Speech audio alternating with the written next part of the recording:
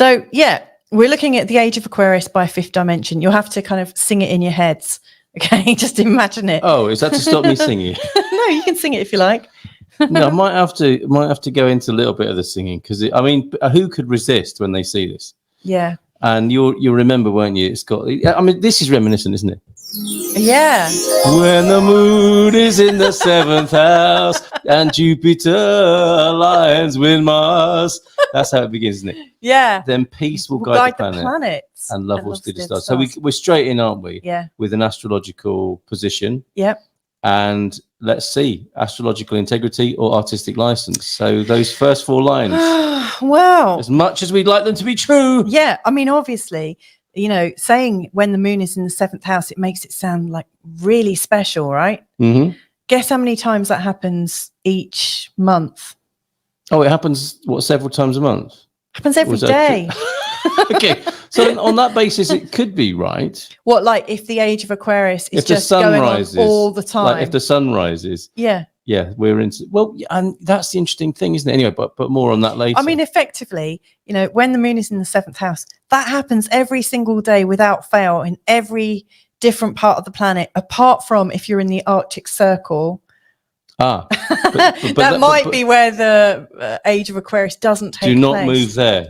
Is the advice then from the 5th dimension. But you do have Jupiter aligning with Mars to add to that, which could make the difference. Well, first of all, it says, and Jupiter aligns with Mars. Well, how often do you think that happens? I don't know, but I'm just thinking what I might look like in one of those suits.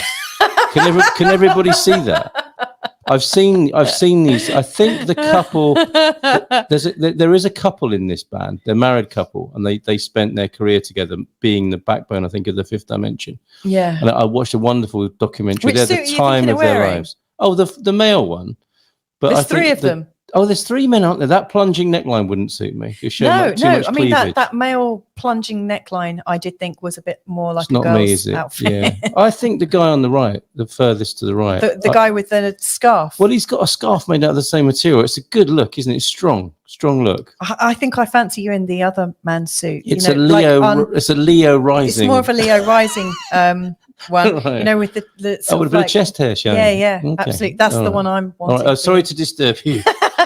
So anyway, Jupiter aligning with Mars. Well, Mars takes about 2.5 years to go around all of, to orbit throughout all the different zodiac signs. Right. And whilst Mars is doing that, it will align with Jupiter. Now, if they're talking about a conjunction between Mars and Jupiter, that's going to happen every 2.5 years. Right. Approximately. Mm-hmm. Again, it's not really something that's very rare.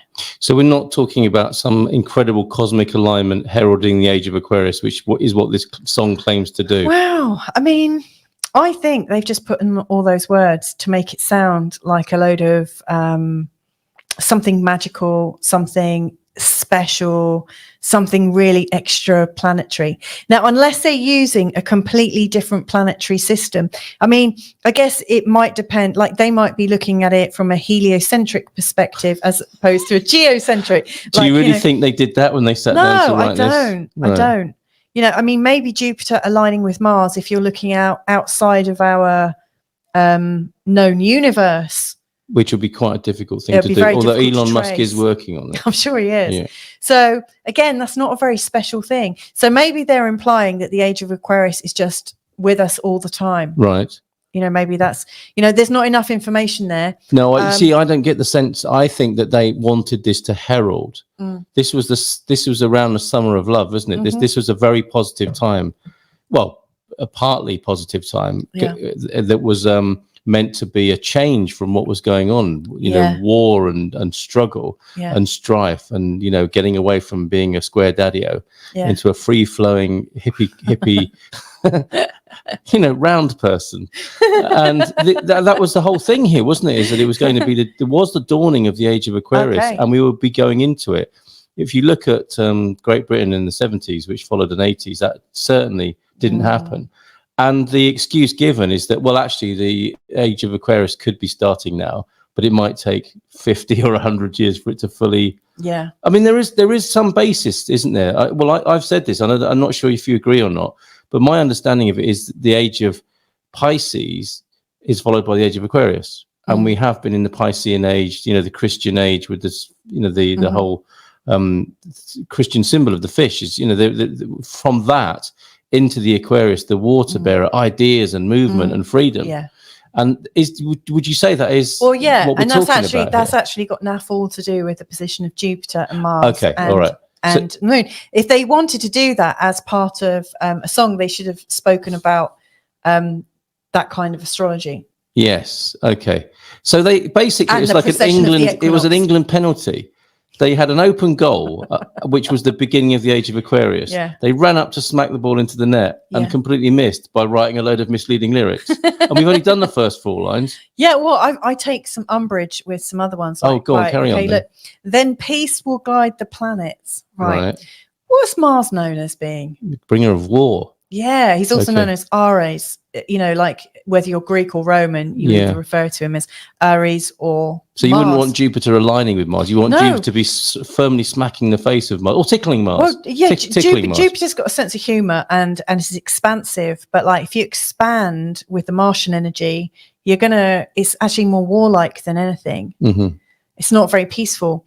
So I don't think peace would guide the planets. I would say something like, I don't know, Venus and Uranus coming together. Yeah, that would be something. Wouldn't it just? And love will steer the stars. Nah, not going to happen. This is the dawning of the Age of Aquarius.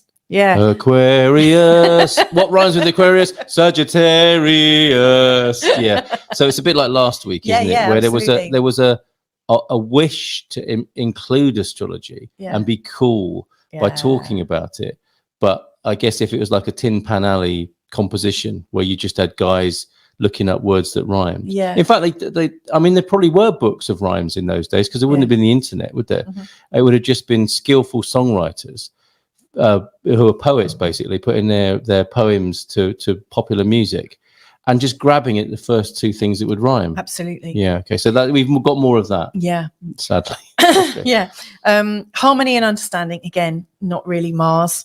Sympathy and trust abounding. Harmony and understanding. Now, harmony and understanding, Moon in 7th house. Yeah, I would go with that. Or the Moon and Jupiter in the 7th house, definitely. No more falsehoods or derisions. No more falsehoods or derisions. Golden living dreams of vision. Mystic crystal revelation and the mind's true liberation. Aquarius. Yeah. Yeah, it's a load of old hooey. And then, look. Is that it? Are those the only words? Yeah, I mean, that's the other thing. They were finished before lunchtime, those songwriters, weren't they? Yeah, they literally just repeat that. And then at the end, they do... I can't knock them for that. I mean, some of the greatest songs ever written aren't that complicated. But, this is lazy. Very lazy. And uncomplicated. Very, very lazy. Yeah. So just to show you, this is like I found a chart where Jupiter and Mars are together. Ooh. It's aligned with Mars in the sign of Aries. I probably could have done it back in Aquarius. I could have found other times, but this was the most recent time when Jupiter and Mars came together, which was just last year. I didn't notice on the 30th of May. And if it happened, it passed me by. Yes, it totally passed me by. I don't remember us coming into some kind of peace and harmony. But look, here's the Moon in this is the 7th house. However. So anyway, I mean, isn't it? The best this song can do, then, which is a good best. Let's be honest. Yeah. Is remind us that all of this is possible. Yeah. And if not for the dominant narrative and media telling us otherwise, we can be, harmony and understanding, sympathy and trust can abound. Yeah. If we just choose to do that. Absolutely. However, there was no great structural cosmic alignment to suggest that. Yeah. Okay. So basically, they've just used astrology to make their own hit commercial. Song. Yes. How very dare they? And they might have had beautiful intentions, but they're not really. Well, I think this proves the point that it was lazy and uncomplicated because they had to crunch another song in, didn't they? The thing about this track is that it's 2 tracks in one, isn't it? And I never, as a kid, I never liked it when I wanted the Age of Aquarius to continue and be the whole song and not have Let the Sun Shine In, Let the Sun Shine In, let They really did want to finish this before lunchtime, didn't they? Yeah, yeah. I mean, that's just like 5 words repeated over 5 lines, isn't it? Pretty much. Actually, it actually goes on for about 20 lines. Let the sun shine in. And then they one have more the- time. Let the sun shine in with a fifth dimension. Yes. Okay. Yeah. So there you go. Well, is that it? That is it. Two sheets of lyrics, 2 pages, 2 presentation pages of lyrics. Yeah. I cut out where goodness. it repeated twice. Yeah. T-Duck can't remember his 7th house. He's lived in a lot of places.